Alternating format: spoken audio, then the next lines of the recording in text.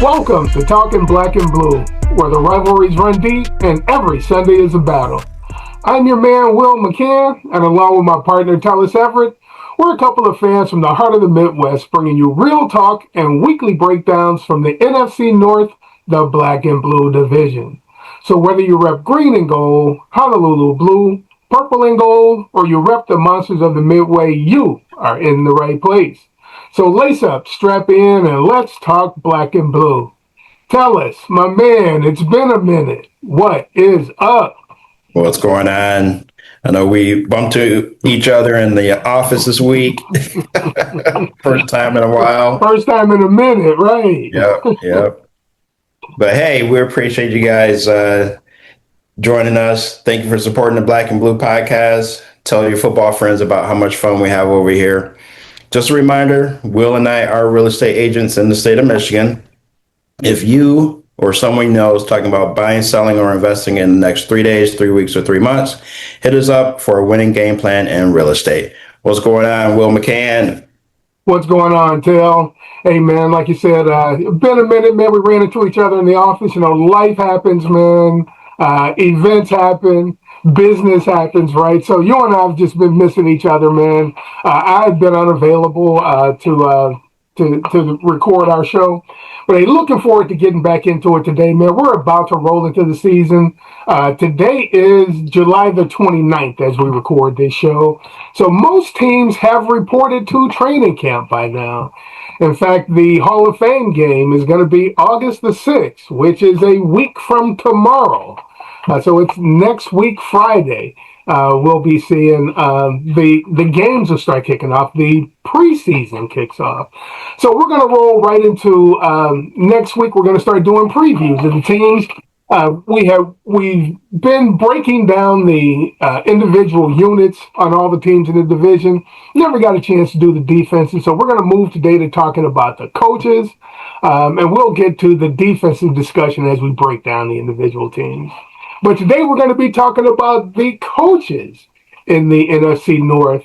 By team, we're going to talk about some of the coordinators and where they've been, some of the work that they've done, the coaches, and who has the best coaching staffs in the division.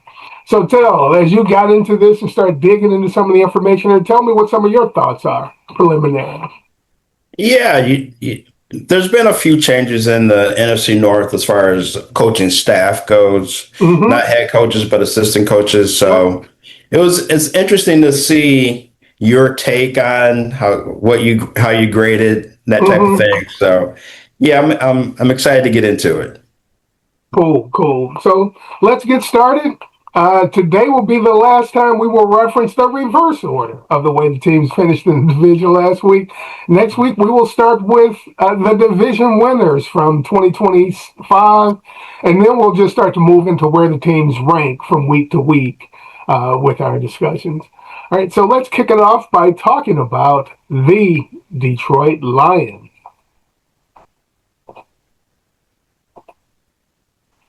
All right, you see that on your screen? Yes, sir. All right, so the Detroit Lions coaching staff, their head coach is Dan Campbell. This will be Dan Campbell's 6th year with the Detroit Lions. He has as his defensive coordinator, Kelvin Shepard, who'll be moving into his 2nd season as the defensive coordinator. Their offensive coordinator is Drew Petzik, who's coming over from the Arizona Cardinals. On the defense, Casey Rogers is a long-time defensive line coach in this league. Sean Dion Hamilton is their linebacker coach. Deshae Townsend, another former player, is their defensive back coach. Jim Neal is the nickel coach.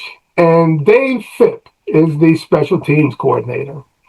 And for the offense, along with Petzik, Mike Krafka is coming over as the passing game coordinator, which I found interesting. And Mark Brunell, former NFL quarterback, is the quarterback coach. Tashard Choice is the running back coach. Scotty Montgomery is the wide receiver coach and assistant head coach. Tyler Rule is coming over as a first-time tight end coach. And veteran Hank Fraley is the offensive line coach and run game coordinator. So tell me what your thoughts are about the coaching staff for the Detroit Lions. So you have them as an A, and I think we haven't talked about this, but I think it's your A is based on their player development. If you look at what their strengths are, there's been a lot of player development. I think they've had some continuity on the coaching staff also. Mark Brunell has been there as a QB coach since they've been there. Scotty Montgomery, this would be his third year as assistant head coach. Kelvin Shepard was the linebacker coach and was promoted to coordinator. Sean Dion Hamilton was an assistant, an intern who has moved up the ranks and is now the linebacker coach. So I gave them the A based on their team success over the last 3 years and their player production that they've had. And there's been some continuity with them. That's why I gave them the grade I gave them. Right.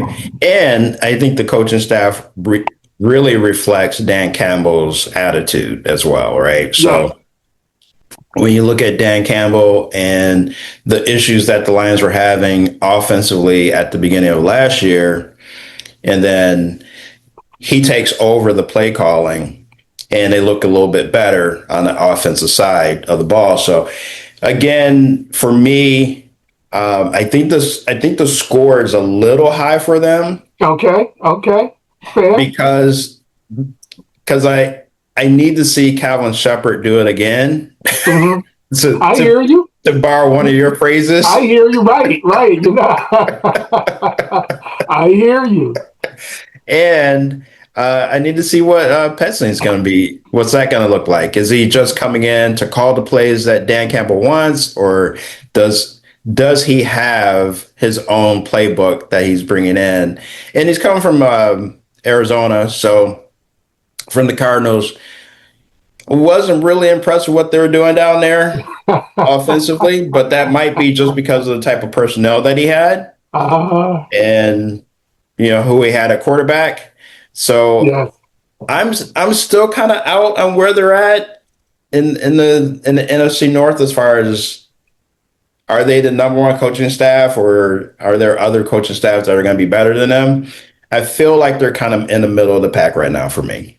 Okay. But that being said, they're a top 5 scoring offense as far as like efficiency. They're always, not always, but they're over 60% in fourth down conversions. I mean, it sounds like a huge number, right? Yeah.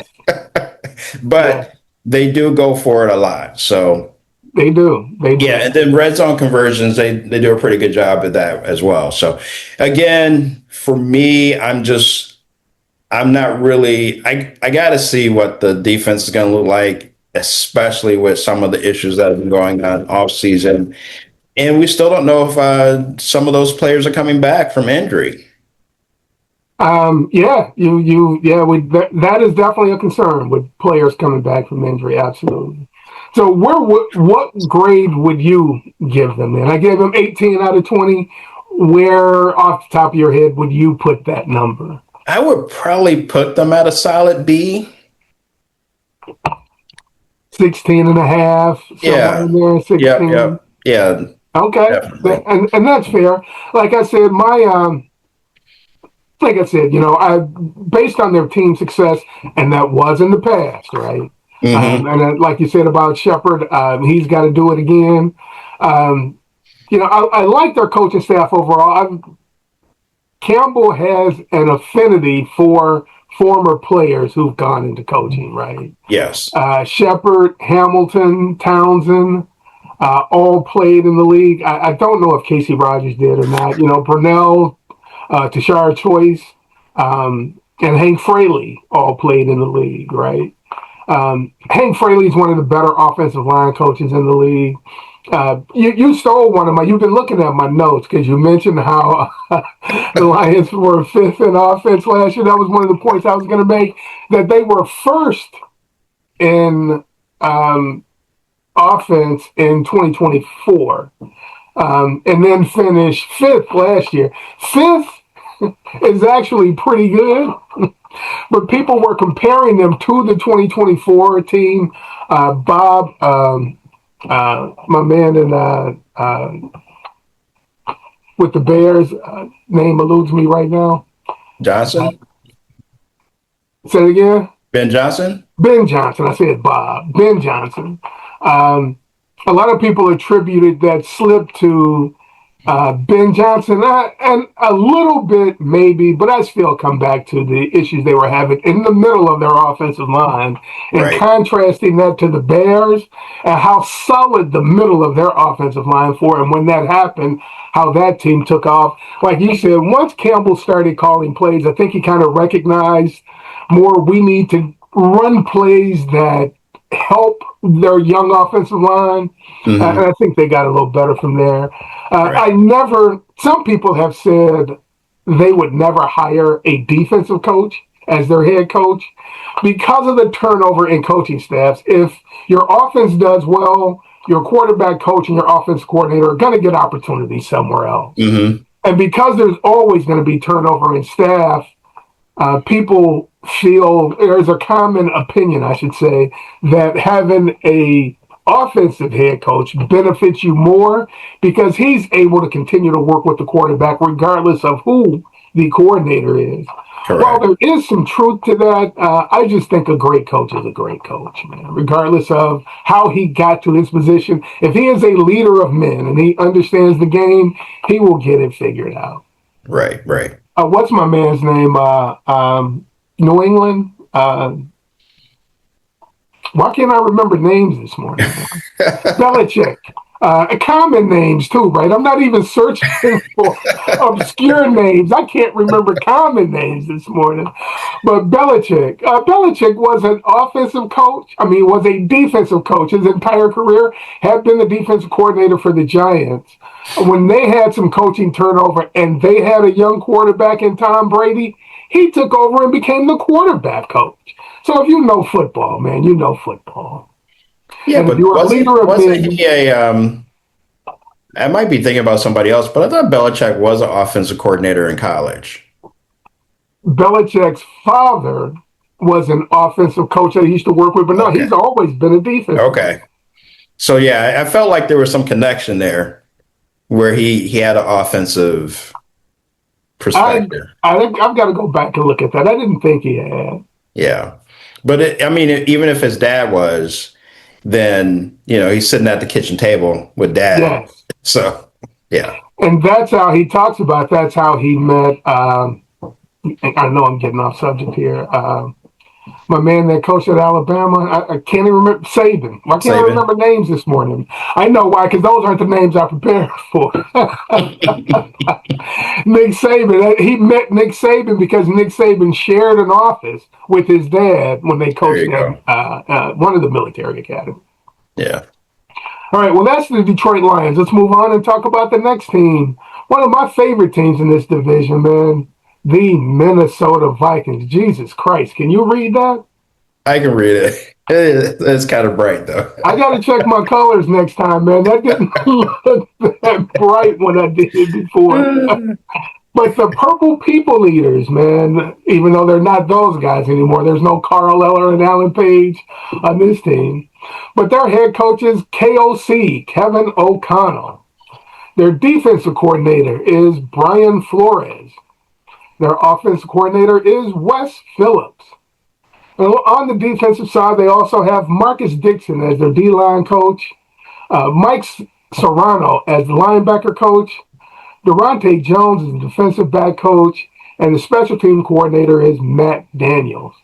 On the offensive side, they have Josh McCown as the QB coach, Curtis Motkin as the running back coach, Keenan McCardell as the wide receiver coach, and Brian Angelico as the tight ends coach, and Keith Carter is their offensive line coach. So tell me, what are your thoughts about the coaching staff for the Minnesota Vikings? I like the Minnesota Vikings coaching staff. They did a great job in being able to keep their staff together, despite a lot of coordinated poaching in the NFC. Yeah. And O'Connell kind of gets a knock for not being able to win a lot of games, I but don't buy it. I hear you, and I don't buy it. But go but I ahead. think it just comes down to not having quarterbacks that have been healthy for several seasons. Your number one player in Justin Jefferson was injured for a couple seasons as well, like toward the end of the season. A couple years ago, too, like 2 years in a row, he was kind of injured, Yeah, right? yeah. So he's had to deal with a lot. Brian, I love Brian Flores. I mean, just ridiculous Bro, talent, right? bro, yeah. So for me, when I'm looking at this, and this has been a theme all business season, is Josh McCown has some work to do, How good of a job does Josh McCown do? and that's how important the position is. The Yes, it quarterback is. position is, Yes, it right? is. Yes, it is. And you got to have someone that can, as a coach, as a quarterback coach, that can take these individuals, and specifically like someone like a veteran, and show them like, hey, I know you did it this way before and you've had some success. How about we change this up a little bit and see if we can get you to do this? And this will help. This is what the offensive coordinator is looking for. This is what the head coach is looking for, right? Yes. So that's going to be a very important position there. The grading, I think, is right on, just because they haven't had a lot of team success. But when they're in like one score games, they're like at a 70% or something Yes, crazy yes. where they where the coaching staff is able to get the plays in that benefit and allow their players to have success. So yeah, I'm right there with you on the grading. Yeah, I think, you just don't know a lot about Wes Phillips, even though he's been around for a long time. He's been their OC for 4 years because O'Connell gets all the credit, Right. the opposite of the Detroit Lions, where people look at Dan Campbell as a meathead and that his offensive coordinator is doing everything, right? And Right. they look the opposite with O'Connell, that he's doing everything and his offensive coordinator is, a glorified play designer, right? Hmm. And I don't know necessarily that that's the case with them. I know that they have, like you said, they've had some injuries at QB, but always seem to be able to get a guy in there and execute. And their Right. ability to win those one score games that you were talking about with those backup quarterbacks, Yep. I think says a lot about their offensive staff and just their ability to know what it is that they're doing and to be able to communicate that to the quarterback and to the offense and to get them to execute that. I think that has been a benefit for this coaching staff. I think Josh McCown, just like I look at Mark Brunell with Detroit Hmm. and all the work that he's done with Jared Goff, I see McCown being an important voice for the quarterback room for the Vikings, especially for developing J.J. McCarthy and now for Kyler Murray, who I think they're going to be asking him to do some things differently than Right. he's done throughout his career. Um, McCown being able to communicate that, and I think that's where another former player in this league will benefit their quarterback room, having a former player in McCown Yeah. working with the team. Their player development from a quarterback position, I think, has been excellent. Even though they haven't quite been the Packers of the 90s where their backup quarterbacks are going to other teams and starting, they've been able to get guys who have gone other places and it still have been backups in those other places. They've been able to get those guys to go in and win games for them. So Hmm. that's why I give. And they've done nothing but win. People talk about O'Connell not winning. I think since he went to Minnesota, he may have more wins than any coach in the league. It's because they won 14 games twice. Right? Yeah. Right. But like you said, he's had some injuries, and they've had some down seasons because of those injuries at quarterback also. Right. And I think that has hurt them overall, those injuries to the quarterback. But I really like this coaching staff. Flo is one of the best defensive coordinators in the league. There was a huge difference. And when I started to worry about the Detroit Lions, after the Lions hired Matt Patricia, who was the coordinator in New England, when Flores took over as defensive coordinator with that same group of players, you saw a significantly higher performing defense. And it's like, the Lions may have hired the wrong coach here. Yeah, definitely true. But then not everybody's a head coach either, because Flo went to Miami and that didn't go so well. Yeah. And the other thing is that Minnesota has the capability of being explosive, especially under pressure. So if you have quarterbacks that can get that ball out there, Justin Jefferson's going to win every time. So yes. They have a pretty nice ranking as far as like explosive plays under pressure. So again, that comes down to coaching. Like you understand what the defense is trying to do. You put your guys in the right position and go after it. And that's why there were 14, went 2 seasons with 14 wins. Yeah. And then last season they were able to beat the Lions twice. So, they had 9 wins last year. They had a winning season last year. And you can in essence say they didn't have a quarterback, right? Mm-hmm. Because their quarterback they were trying to play was so inconsistent. He's in and out of the lineup because of injuries, and they're playing with backups, and they still managed to win 9 games. So, I give all that credit to the coaching staff.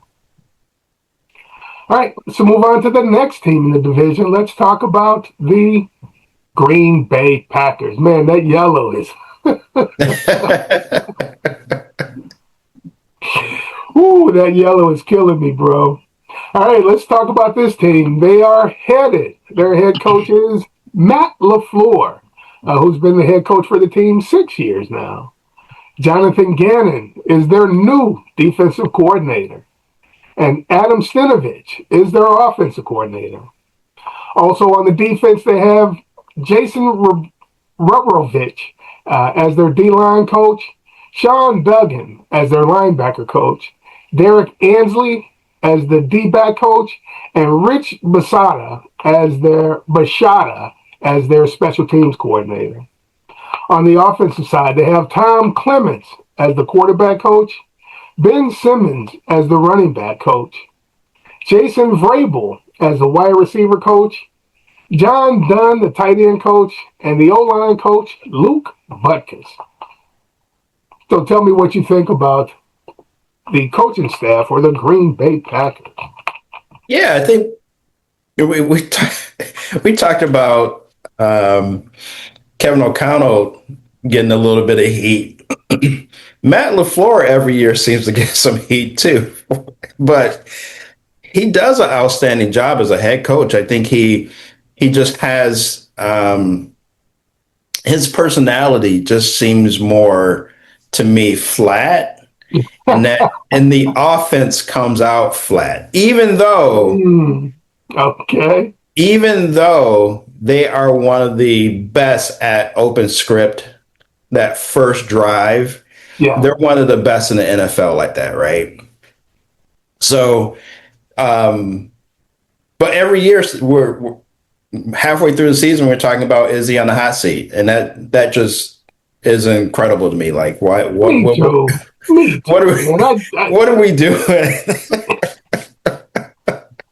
I don't get it either, man. I don't get it. People think they act like it's so easy to win, right? Right. Yeah, go ahead, man.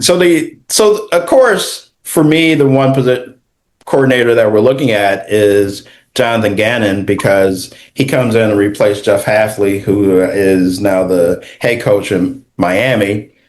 So just kind of interested to see how that's going to work out. Yes, they do have some elite players on the defensive side of the ball, and we just got to see how that's going to look for them.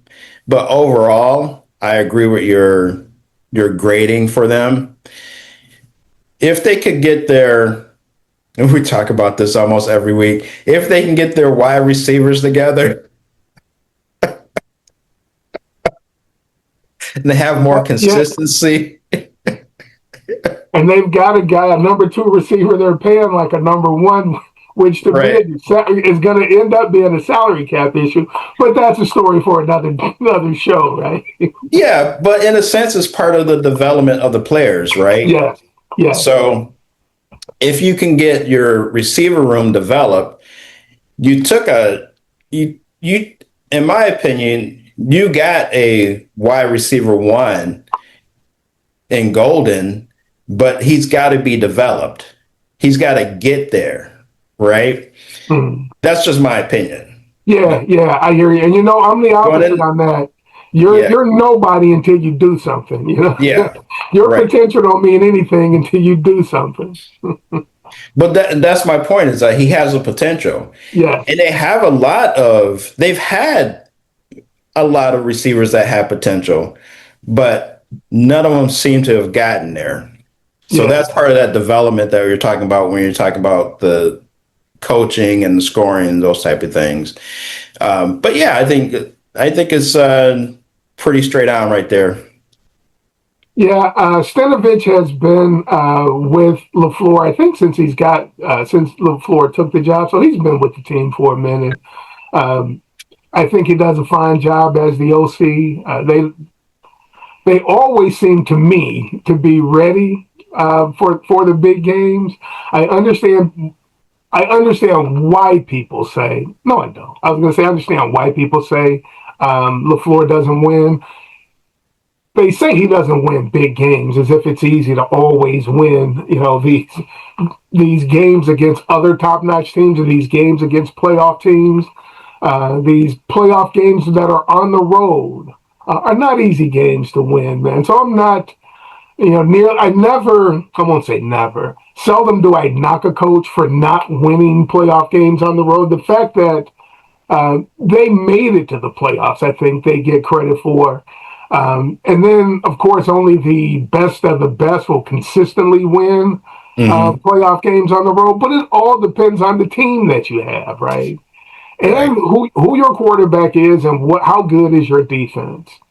But I thought that they did a good job, player development in every area except wide receiver, right?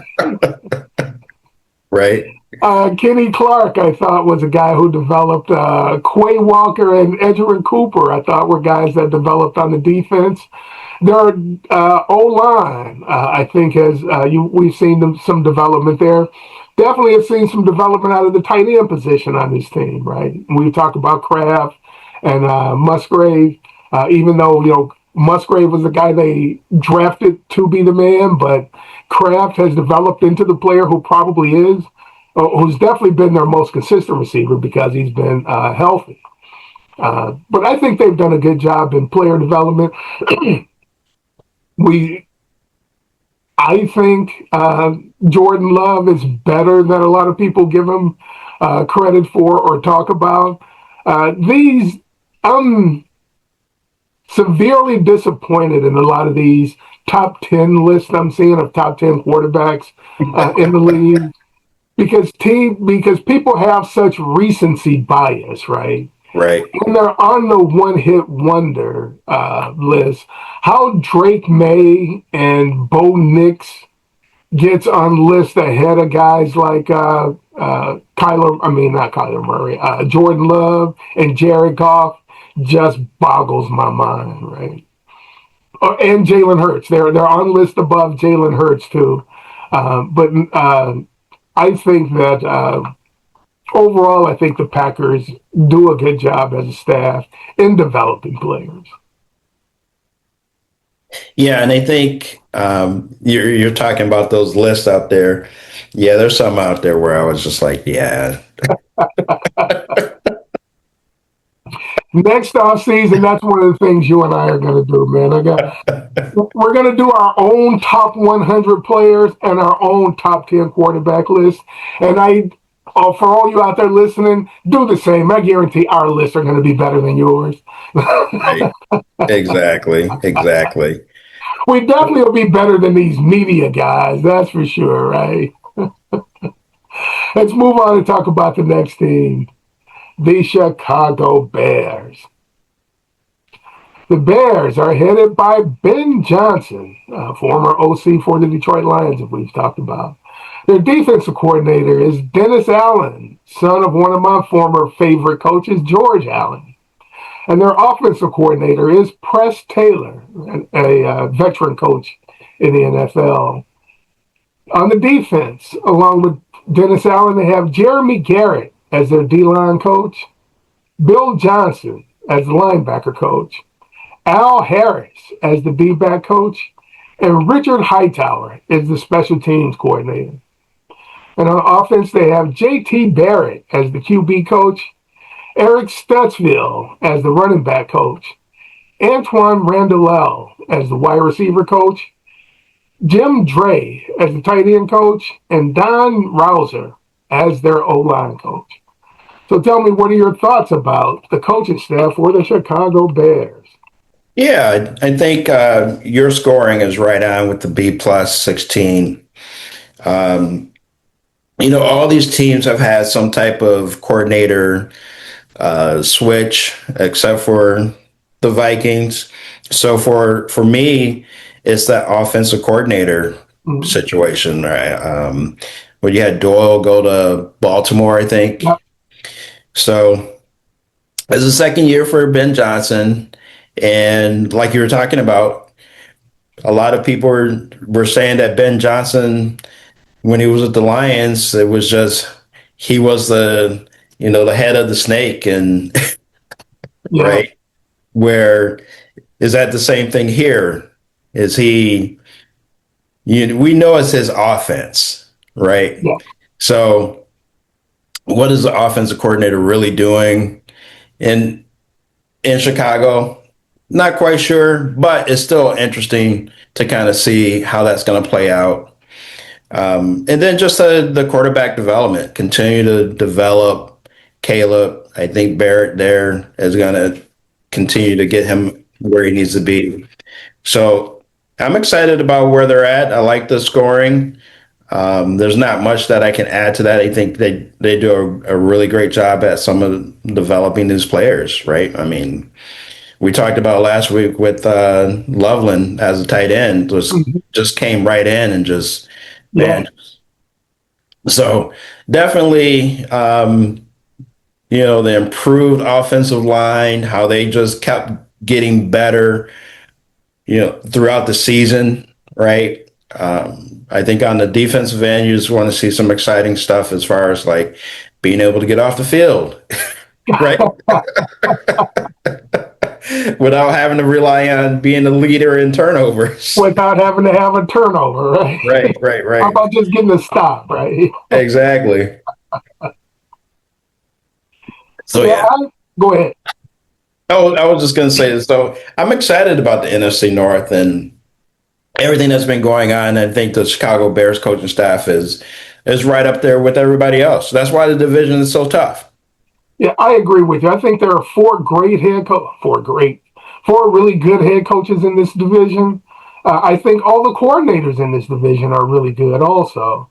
And I'm always interested in those position coaches, who they are, what their coaching journey has been like, and what are the possibilities that they could someday be coordinators or head coaches. I look at Al Harris, a former D-back in this league, played for the Packers for many years. Former players who've gone into coaches, I really tend to root for. Harris is a guy I'm looking at. J.T. Barrett, man. That guy was at Ohio State for like 9 years.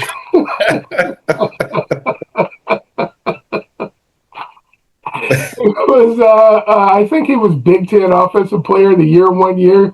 got hurt. Somebody else played, and he came back and played the year after that guy. He was there forever, man. Really successful college coach. His journey is a lot like KOC to me, right? A guy who played, had a good college career, didn't quite make it in the NFL, and then just immediately went into coaching. Yeah. I don't think Barrett's 30 years old, right? And he was the assistant QB coach with Mark Brunell in Detroit. Now he's the QB coach for Ben. Ben took him with him when he went to Chicago. I'm looking at the development of JT Barrett and how well he does in Chicago and whether he'll get an opportunity as an OC and possibly a head coach down the line. Yeah. So, yeah, man, I think that wraps it up for the coaches of the NFC North. Tell me, what are your thoughts overall as we get ready to head into the season about the readiness of these teams?